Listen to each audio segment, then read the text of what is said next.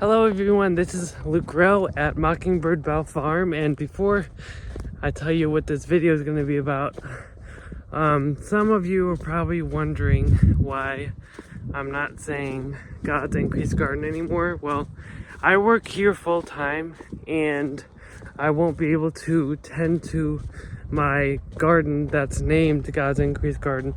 Although my channel is named after that garden.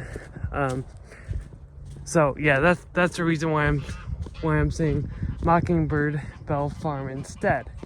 Anyway, thankfully that's cleared up now. Anyway, we're gonna be foraging a plant today, a new plant. Don't mind me, I'm just checking the rows to see if I can find what we're gonna be foraging today. It's pretty easy to tell.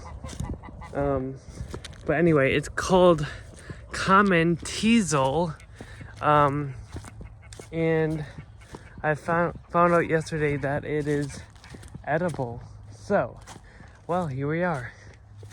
Okay, so this is a biennial, which means it has just leaves in the first year, and then it seeds the second year, just like burdock and other wild edibles. So here they are. Here's how the seed looks like. Very cool. And I think in the spring they have they flower like this. And the flowers last one day. That's what I heard. And there is healing properties with these. The name Teasel means restorer of that which is broken. And basically, it's telling you that it's able to repair muscle, tissue, bones, all that. So it's good for if you're an athlete and you get an injury or whatever. I'm guessing that they were just talking about applying the leaf as like a poultice, but or in other words as a bandage. But I mean, the plant, I think, I mean, also a lot of people use the root too as a long taproot. A taproot is basically like a long root, just like a carrot. A carrot is considered a taproot, so they're kind of similar to that. Anyway, back to my point. I think the whole plant has the same properties, but I think they were just talking about the leaves. And it's good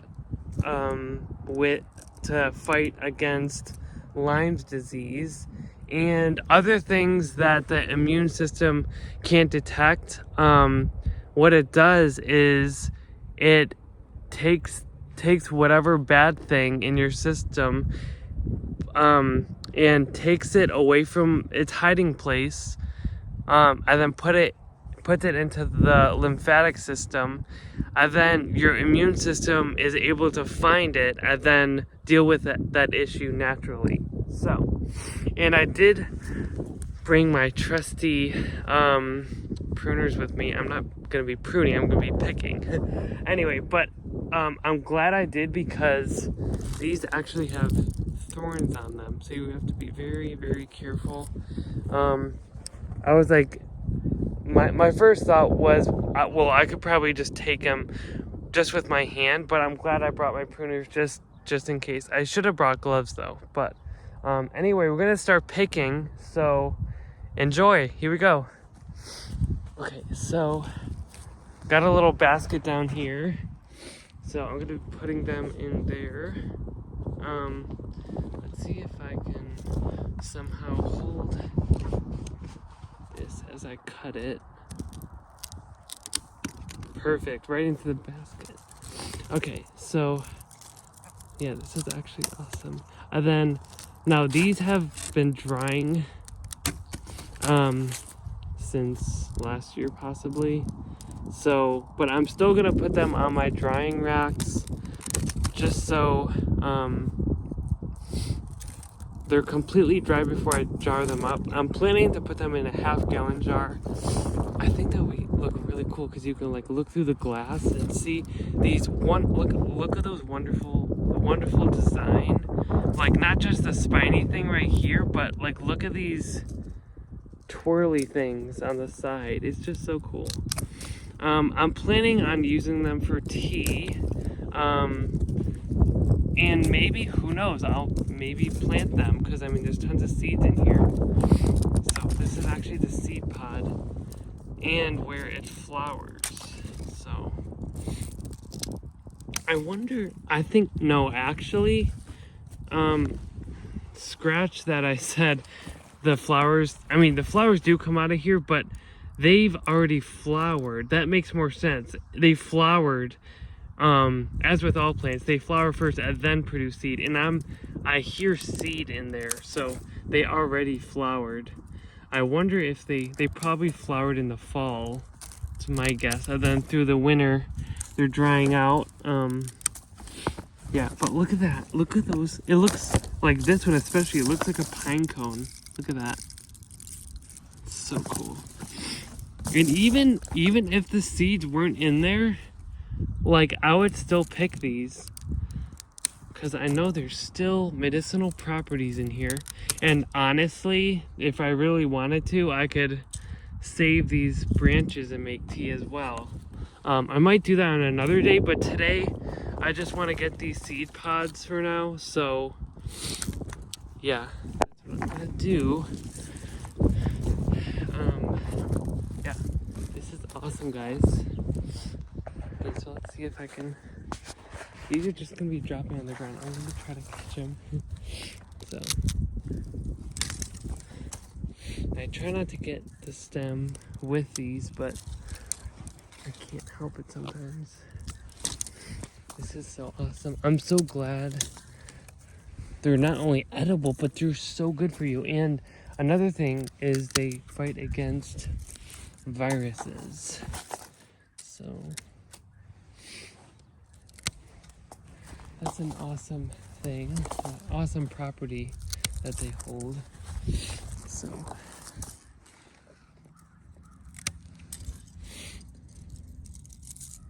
there is so many things in God's creation that it's nature's medicine, God's medicine, you know?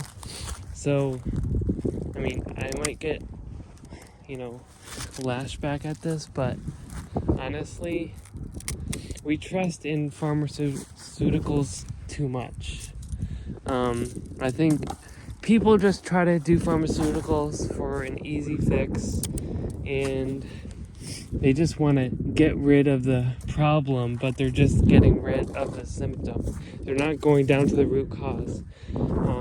But God has provided stuff in nature that could help you with only good side effects. So that's why I like getting these. And like I have Lyme's disease. I've had it since, I don't know exactly the exact year, but it's been at least 5 or 6 years that I got the tick. I had to go to the hospital. I was in the hospital for a whole week, which was, honestly, it was very hard to be away from family. But my church family was, wow, they did so much for me. They made a huge card for me and said they were praying for me, and that really helped. But anyway, but this stuff helps with Lyme's disease, and it helps the immune system fight it off, So it's just awesome. Let's see. So what I was planning on doing is, I can't see all the way down these rows, so what I'm gonna do is I am going to walk the whole perimeter, and as I see some, I'm just gonna walk in that row. So I know there's some down here, so we'll see. Oh, I see some over there. Look how much we got already. They're so puffy, so it looks like I have more than I have, but yeah, there's one right here. there's a very, I think I looked it up, and they can get these stalks, these seed stalks that happen the second year, they can grow as tall as 7 feet, which is, wow, it's amazing. And it looks like what happened here, maybe a bird got into it or something, or maybe just the wind, you know. Okay. Oh, see, I have to, because these things are so light, but once you put them together, they like hook like Velcro. So it's awesome. Oh, here we go again. So trying to cut it right below the globe shape, right into the basket. What a beautiful March day. It's in the 50s. We got 7, about, I don't know exactly how many gallons per se, but it was about 7 gallons of maple sap that we're going to be boiling down soon. So that's awesome. But anyway, yeah, look at all these. This is awesome. I'm so glad that they're edible. 'Cause I'm like, I mean, there's not a lot, but actually this is an invasive quote unquote weed. Whoops. And people are like, how do I get rid of these in my yard? But again, we're just so easily deceived that when a wise person says that it's a weed, then we're like, then I can't use it, you know. But it's actually an herb. I think the description of a weed is something that we haven't found a use for. Something we haven't found a use for medicinally yet, you know. So it's basically just still under investigation, or maybe no one has done research yet about it. So we'll see if there's any more. I know there's some. So the 7 foot, well, not 7 foot, it's over my head, I think. It's at the end of this field. So we'll just see if we find any more here, and we'll be sure to get it. I'm trying to think of any other properties that I wrote down yesterday about the properties of common teasel, but I can't remember any more of them. There's a lot. That's all I gotta tell you. So let's see here. Okay, we're getting to the back of this field. I don't see any yet.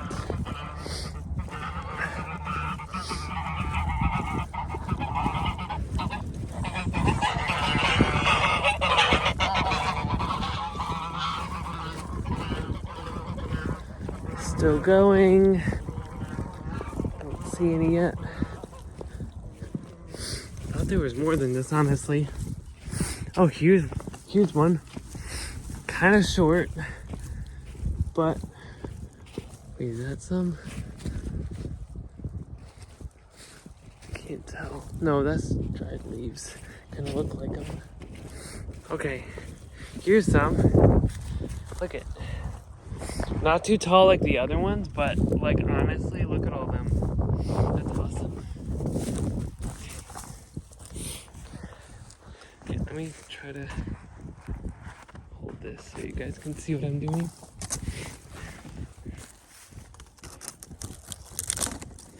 It's so hard because I'm holding it with the same arm that I'm cutting it, so it kind of takes a little bit of skill, but this is so awesome.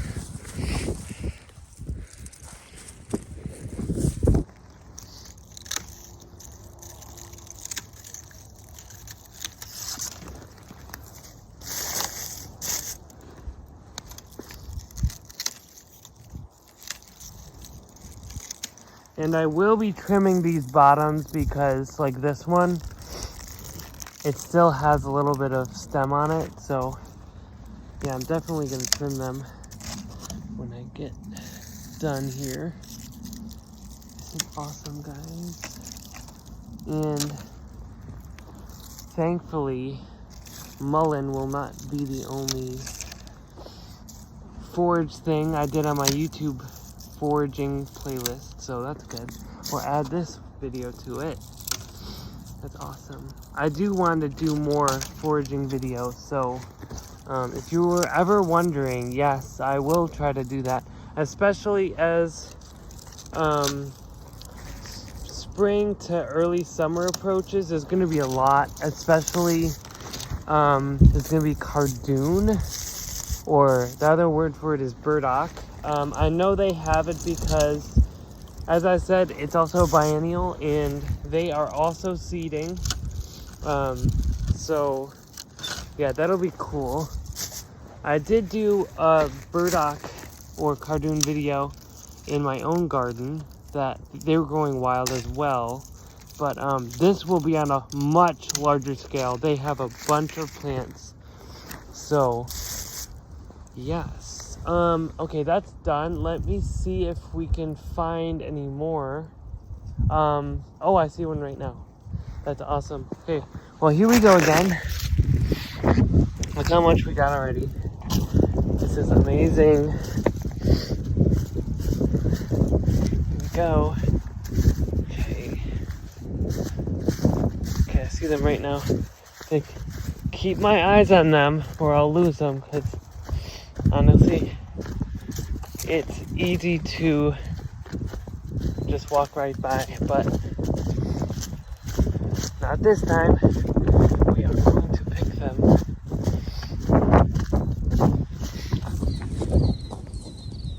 Oh, there's actually some right here. That's awesome. It's so small though, but you know what? Teasel. I should have brought a bigger basket, honestly. I didn't know they were gonna take up this much room. But honestly, I should have known. Here's the one I saw at first, but that one I would have never seen. But I'm glad it was in the same row though. It made it a lot easier to find it. Yeah, so if you ever want to pick these on the second year, make sure you have some shears, or even scissors would probably do. But I think these, since these are made for cutting, like branches, where scissors, I mean, they can cut it, but they're only used for like paper and stuff. But I would definitely bring these along for second year cuttings, because these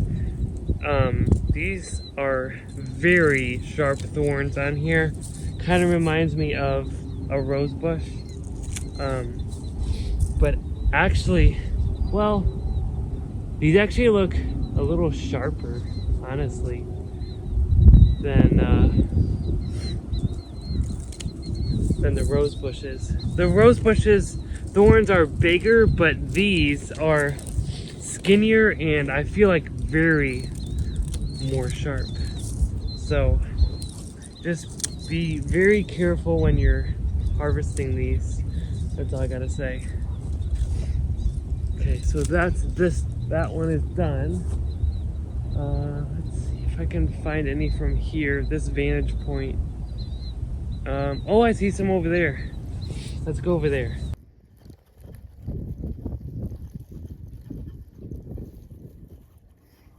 Oh, and also these are starting to blow away because they're so light. So just make sure that you either squish them down carefully, or here, maybe this will work. Squish them down carefully, or kind of protect them with your arms as you're walking. Because a few of them while I was walking over here blew away, so, but most of them stayed in, thankfully. Okay, there's more right beside the camera. It was a weird angle, so I wasn't able for the camera to show it, but like, see the evidence. Here's one. That's a very good example of what it looks like. Some below here. This is so amazing. So many. So good for you too. And there's also some over here. Let's get those.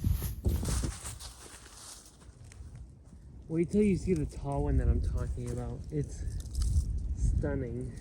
And they have huge globes on it. A lot bigger than these ones that I'm getting. Might actually use them for the thumbnail, we'll see.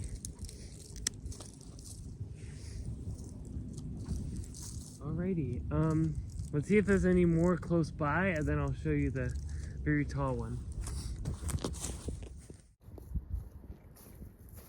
Well, what do you know?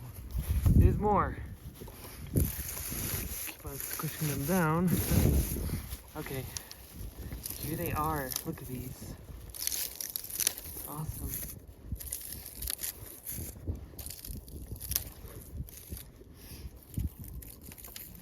So much. Look at this.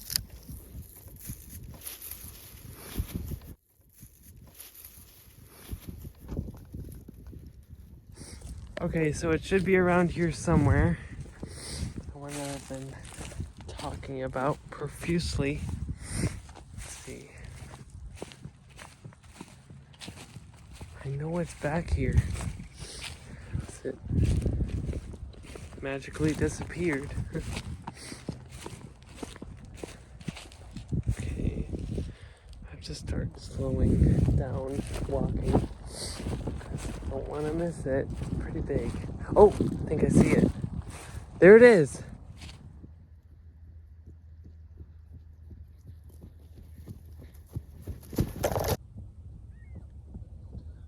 Wow, this is the one that I was talking about. I've never been this close to it though. It's so big. Look at this massive thing. It's crazy.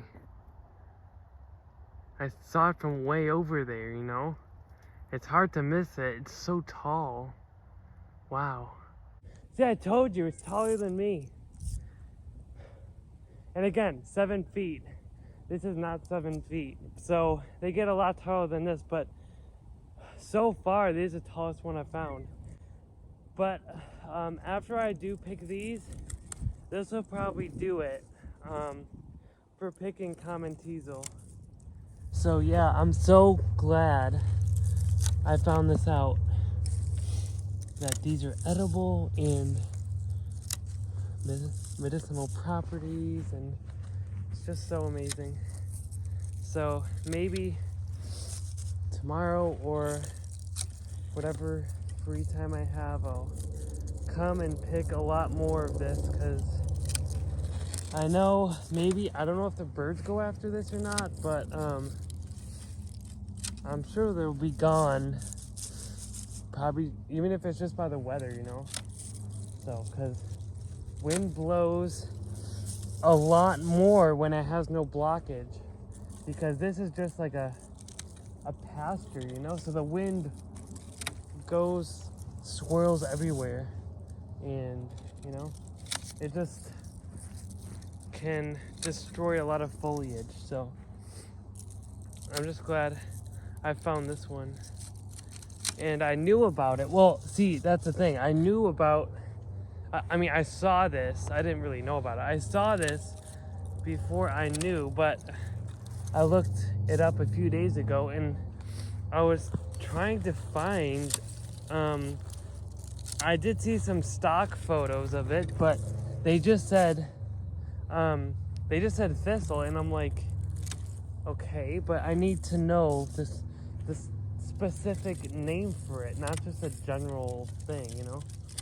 So thankfully I did find a short YouTube video on it, and yeah, at the end of that video, that's when she was like, yeah, it helps Lyme disease and all that. So it's so awesome. So we're gonna pick these last ones off, and then I'm gonna call it quits. Well, here's the last one.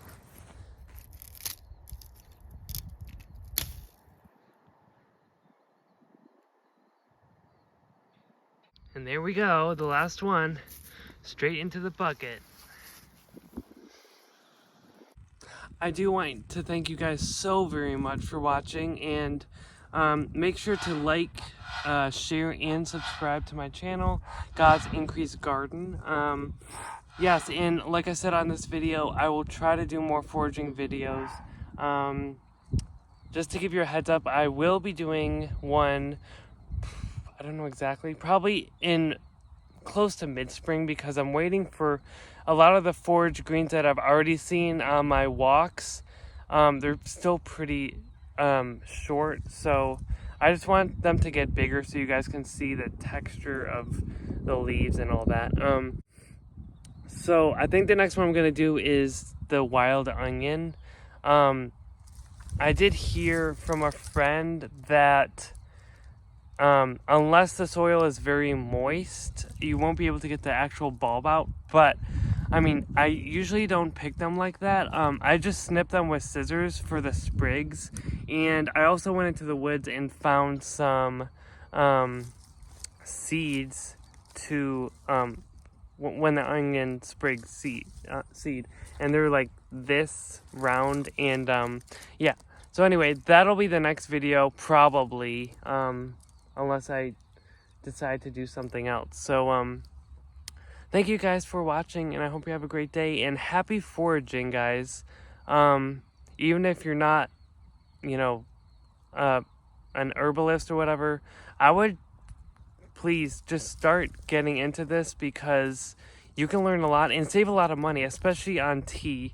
I used to spend a fortune at Wegmans, but I don't have to do that anymore, because I'm foraging stuff that I can use for tea, you know, and it'll last for a long time, years and years and years, because especially if you pick them wild grown, you only need probably even less than a teaspoon to make, you know, 8 to 16 ounces of tea. So it really doesn't take a lot when you're picking them in the wild. So I'll see you next time. Bye.